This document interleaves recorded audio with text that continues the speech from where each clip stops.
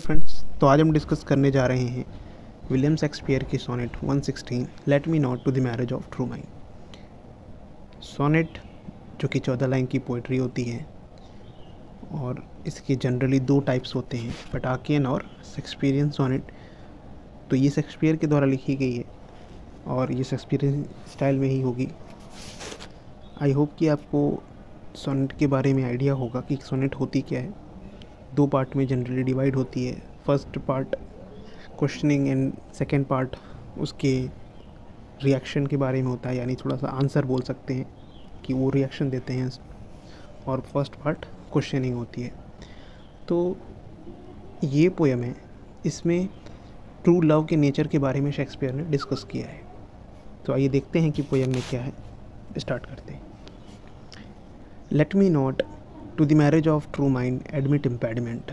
Poet कहते हैं कि मैं ये एक्सेप्ट नहीं कर सकता कि हमारे दो लोगों के प्यार में कोई और तीसरा आ जाए।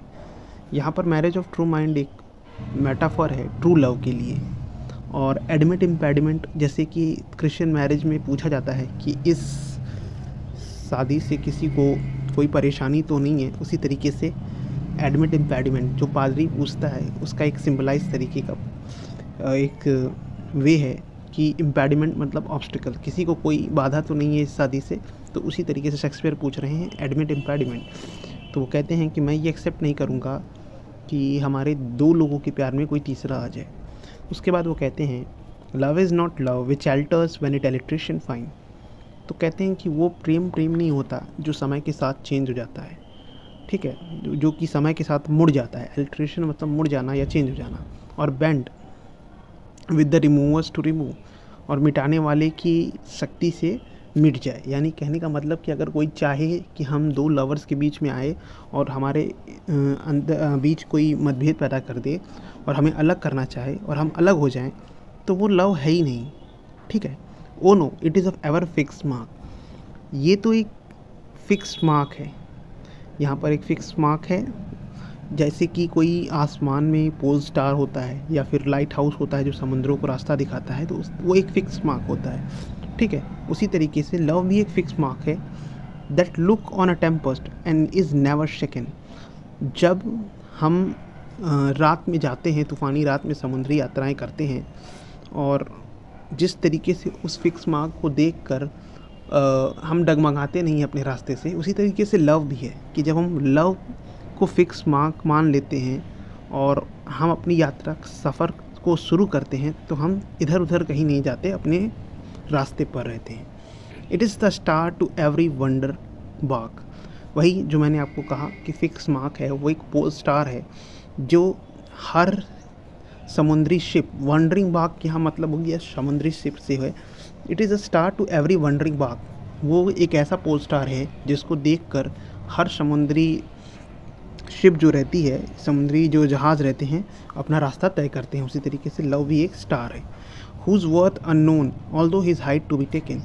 तो जो पोल स्टार की जो कीमत है, असली जो उसकी वर्थ है, लोगों को पता तो नहीं रहती, मगर उसकी जो ऊंचाइयां हैं वो सब जानते हैं, ठीक है। तो उसी तरीके से लव की जो ट्रू नेचर है, लोग उसके बारे में कम जानते हैं, मगर उसकी जो हाइट है, मतलब उसकी जो अच्छाइयाँ हैं, उसको सब जानते हैं कि लव कितना इम्पोर्टेंट है, ठीक है। उसकी नेचर से लोग भले ही अनजान हो, मगर उसकी इम्पोर्टेंस से लोग सभी को पता है। Love not time fool those rosy lip and cheeks. तो जो लव है, पोएट कहते हैं कि लव जो है ना, एक्सटर्नल लव नहीं है।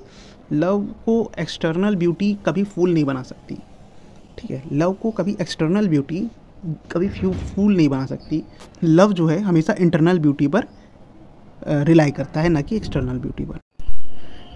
With in his bending sickle compass love alters not with his brief hour and weeks but bear it out even to the edge of टूम।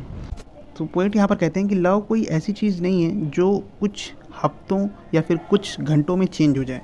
वो एक अनचेंजेबल फीलिंग है जो कि एज ऑफ डूम यानी judgement day तक रहती है, जो कि क्रिश्चियनिटी में जजमेंट डे है, उस दिन तक रहती है और उसके बाद भी रहती है। मतलब लव एक टाइमलेस चीज़ है, लव कभी ख़त्म ही नहीं हो सकता। पोएट का मानना है कि जो लव है वो कभी नहीं ख़त्म हो सकता, दुनिया में सब कुछ ख़त्म हो जाएगा मगर लव हमेशा बना रहेगा, बरकरार रहेगा।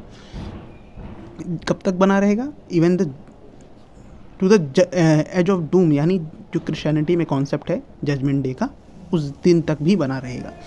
और फिर पोएट यहाँ पर एक तरीके से चैलेंज करते हैं, if this be error and upon me proved I never write nor no man ever love. तो लास्ट में पोएट बस इतना ही कहते हैं कि जो मैंने कहा है, अगर कोई मेरी इस बात को गलत कह दे कि जो मैंने लव के बारे में कहा है वो मेरी बातें गलत हैं, तो मैंने कभी कोई पोइट्री लिखी ही नहीं और किसी दूसरे व्यक्ति ने कभी प्रेम किया ही नहीं, लव किया ही नहीं।